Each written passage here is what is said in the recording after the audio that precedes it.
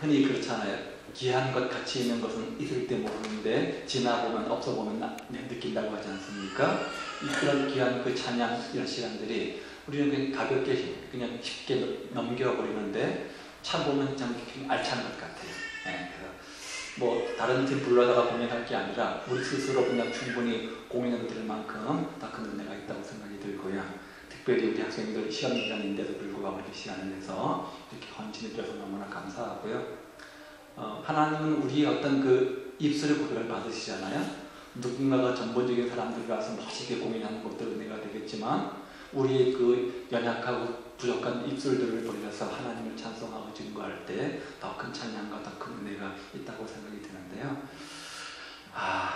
다만 아쉬운 건 제가 이제 그 수시로 CTS, CBS 방송들을 자주 보는데요. 요즘 트렌드가 어떤 것인지 또 새로운 찬양들이 있는지 알기 위해서 자주 봅니다. 그래서 우리 찬양하는 찬양팀을 보니까 거기에 견주어도 전혀 손색함이 없다라고 생각들이 들고요. 다만 아쉬운 거는 함께 그 호응하는 반응하는 우리의 어떤 연약함들, 부족함들이 있다고 생각이 드는데요. 좀 들을 게 있는 자들이 되어서 은혜 받는 선수가 되어서 뭐 강의도 좋지만 또 이런 찬양도 참 좋잖아요. 그렇죠? 우리 강의는 자꾸 이제 듣다 보면 머리만 커질 수 있는 단점들이 있는데 이렇게 찬양을 통해서 우리 심령들이 회복이 일어난다고 한다니 참 의미가 있겠다 싶습니다.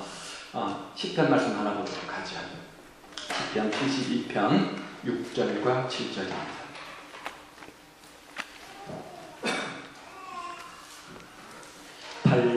854페이지입니다. 구약성경 854페이지 시편 72편 6절과 7절입니다. 854페이지.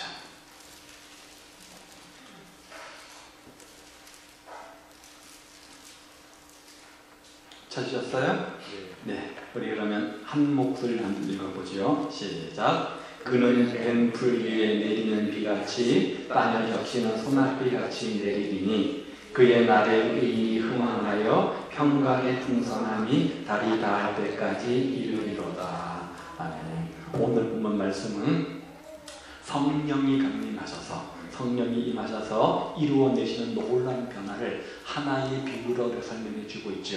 무슨 비유입니까? 비를 통해서, 비를 비유해서 우리에게 설명해 주고 있는데요. 우선 두 가지 주목할 단어가 있습니다. 하나는 뱀풀이라는 단어이고 또 한 가지는 땅입니다. 땅. 자, 뱀풀이라고 하는 것은 풀을 다 베어낸 초장을 뜻하는 것이죠. 왜 초장에다 이렇게 풀을 다 베니까 새순이 들어와서 새로운 풀이 나오기를 기대하는 마음이겠죠. 이제 새로운 싹이 나와서 초장의 가축을 먹일 만큼 새로운 풀이 잘 자라나기를 바라는 마음으로 아마 이렇게 풀을 다 벨 겁니다. 당시 이스라엘 사람들은 주로 목축업을 하지 않았습니까? 그들에게 풀은 생명과도 같은 것이었습니다. 그런데 초장에 새싹이 돋고 풀이 자라나와야 할 텐데 장렬하는 태양 아래서 그만 풀의 뿌리까지 말라 타들어갑니다. 그런 현실들을 바라보고 있는 목동들의 마음이 어떠하겠습니까? 타들어가는 그런 모습처럼 자기 마음도 타들어가지 않겠습니까? 그것을 의미하는 겁니다. 또 한 가지 땅이라고 하는 단어가 있는데요. 땅은 밭을 의미합니다. 밭을 말하는 것이죠. 이제 농사를 지을 준비가 다 끝났습니다. 씨앗도 준비가 됐습니다. 밭도 다 갈아 놓았습니다. 비가 오기만 하면 그 비에 의지해서 씨를 뿌려서 풍성한 열매를 맺어야 되는데 이제 비가 와서 그 적셔주기를 간절히 바라고 있는데 비가 오지 않는 겁니다. 당시 이스라엘 백성들은 목축과 함께 또 한 가지 농사를 지었죠. 그래서 주로 밀과 보리 농사를 많이 지었다고 합니다. 그런데 뜨거운 태양 아래 밭이 타들어가고 있는 겁니다. 최근에 한국이 비가 오지 않아서 많이 어려움 당하지 않았어요? 씨를 뿌려도 싹이 나지를 않는 거예요. 줄기가 나도 열매를 맺지 못하는 거예요. 그런 농부들의 애간장이 타들어갈 수밖에 없겠죠. 이것이 바로 지금 땅이 의미하는 것이고 뱀풀이 의미하는 것입니다. 이 두 가지 표현, 뱀풀과 땅은 우리의 심령을 비유로 지금 표현해주고 있는 겁니다. 주님이 우리의 심령들을 보실 때, 하나님이 우리의 심령을 보실 때 이렇게 마른 땅처럼 뱀풀처럼 그렇게 강박하다는 거예요. 메말라 있다는 거예요. 하나님께서 보실 때 우리의 심령이 저 타들어가는 초장처럼 저 거북등처럼 갈라진 농가 밭처럼 메마르고 타들어가고 있다. 그렇게 안타까운 마음으로 비유를 통해서 우리 마음을 지금 가르쳐 주시는 겁니다. 하나님께서 그 코에 불어넣으신 생기가 죽어가고 있다는 것이요. 풍성한 생명, 풍성한 열매가 지금 소멸되고 있다는 겁니다. 우리는 이걸 가지고 영적 기갈이라 이렇게 말하잖아요. 실제로 사람들은 심각한 목마름을 느끼며 이 세상을 살아갑니다. 그 목마름을 채우기 위해서 쾌락에 몰입해 보기도 하고요. 성적인 쾌락에 자기 몸을 던져보는 사람들이 있는가 하면 오락이나 레저나 취미 생활을 강적으로 빠져드는 사람도 있습니다. 어떤 분들은 술이나 더 극하면 마약에 푹 빠져보는 사람도 있지요. 또 어떤 사람들은 인터넷이나 컴퓨터 게임에 몰입해 보기도 합니다. 그런데 그런 것들로 그 목마름을 완전히 채울 수 없다는 것을 비로소 나중에 깨닫게 되어지죠. 모든 것이 헛되다고 소리를 지르게 되어집니다. 물론 이런 것들이 어느 정도 목마름을 해결해 줄지는 모릅니다. 그러나 근본적 해결책이 되지 못하고 영원한 목마름의 해결책이 되지를 못한다는 거예요.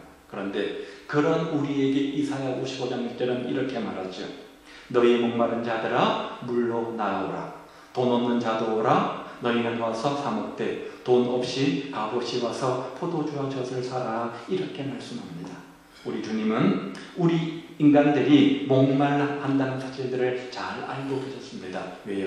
우리를 지으신 분이 하나님이시기 때문에, 우리의 머리털까지 세심받으신 분이시기 때문에 우리에게 무엇이 필요하고 어떤 것이 있어야 되는지 너무나 잘 아시는 분이시고, 어떤 삶을 살아가는 것이 인생의 참된 가치 있는 의미 있는 삶인지를 누구보다도 잘 아신다는 거예요. 그리고 그 목마름을 해결할 방법이 무엇인지도 잘 알고 계시죠. 그래서 그 목마름을 해결해 주시기 위해서 우리를 주님 품으로 초대하고 있는 것 아닙니까? 뱀풀의 비같이 땅을 적시는 소낙비같이 이 말이니. 그래서 오늘 본문은 이렇게 말하는 거예요. 뱀풀, 메마른 초장에 불타는 논밭에 비를 내리시고 소낙비를 내려주셔서 풀이 싹이 나게 해주시고 곡식이 열매를 맺게 해주시겠다, 이렇게 말씀하고 있는 겁니다. 우리 심령의 목마름을 하나님께서 하나님의 방법으로 해결해 주시겠다는 거죠. 그 하나님의 방법이 뭡니까? 바로 성령님이시잖아요. 성령의 강림 아닙니까? 하나님께서 인생의 목마름, 인생의 갈증을 해결해 주시기 위해서 성령을 소낙비처럼 우리 심령 속에 부어주시겠다, 이렇게 말합니다. 그 성령이 우리 마음속에 임하시면 가물어 메마른 심령 속에 성령의 담기로 말미암아 우리 영혼이 촉촉이 적셔짐을 통해서 영혼의 심령의 회복과 부흥이 일어나고 영혼의 소생함이 일어나게 되어지는 거죠. 우리는 영적 존재입니다. 무슨 말입니까? 우리가 육신의 어떤 것으로 참된 삶의 만족과 행복을 얻을 것 같지만 그렇지 않다는 거예요. 영적 존재이기 때문에 영적 가치를 발견하고 영적 가치를 추구하는 삶을 살 때 비로소 인생의 참된 만족과 어떤 그 가치를 경험하게 되어진다는 겁니다.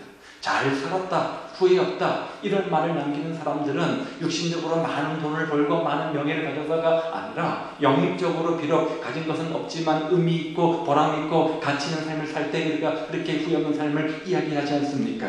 그래서 우리의 갈증은 표면적인 육적인 갈증뿐만 아니라 내면적 영적인 갈증이 더 큰 겁니다. 아무리 육신의 목마름이 해결된다고 할지라도 영적 목마름이 해결되지 않으면 그 목마름은 해결되는 것 아닙니다. 그래서 영혼이 잘된 같이 범사가 잘된다, 이렇게 순서를 말씀하고 있지 않습니까? 그런데 그 영적 갈증, 육신의 물을 마신다고 해서, 돈을 많이 번다고 해서, 많은 부와 명예를 가진다고 해서 아니라는 거죠. 해결될 수 없다는 거죠. 욕망을 채운다고 해결되는 것도 아닙니다. 정욕을 불태운다고 해결되는 것도 아닙니다.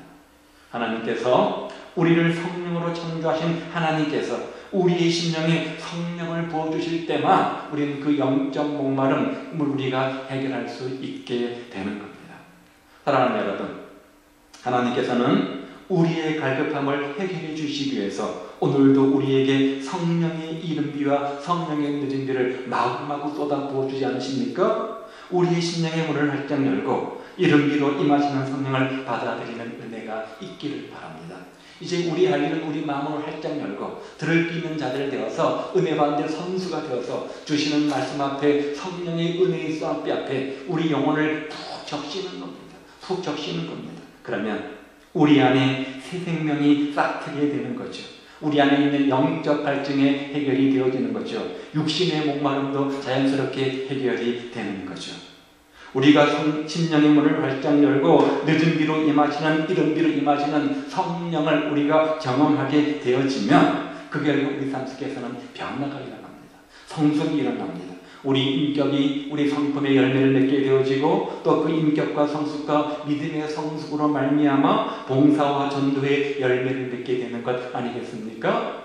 정말 오늘 우리 영적 신령 상태가 어떠한지 살펴보고 오늘 아침 말씀처럼 우리가 성령 충만한 사람이라고 한다면 날마다 성령의 교제를 하는 사람이라고 한다면 이런 열매를 맺어야 되는데 그러하기 위해서 감으로 메마른 우리의 심령 속에 성령의 단비를 부으셔서 성령의 단비를 마음껏 흠뻑 부으셔서 비와 같은 성령 우리 심령 속에 임하셔서 우리가 성령님을 체험하고 성령님과 교제하는 성령 충만한 사람이 되어서 그런 삶의 특징들을 맺는 성령 충만한 삶이 되시기를 우리 주님의 이름으로 축복을 드립니다. 기도하겠습니다. 오늘 여러분의 삶의 상태는 어떠합니까? 우리에게도 감으로 메마른 우리의 심령 속에 정말 성령의 단비를 부으셔서 우리의 심령의 회복을 주옵소서. 그래서 우리 모두가 성령으로 충만한 사람들이 되어서 성령의 은혜를 체험한 사람들이 되어서 우리 심령 속에 성령 충만한 사람들의 삶의 특징, 인격과 성품의 열매와 봉사와 전도의 열매를 맺어가는 성령의 사람들 되게 하옵소서. 함께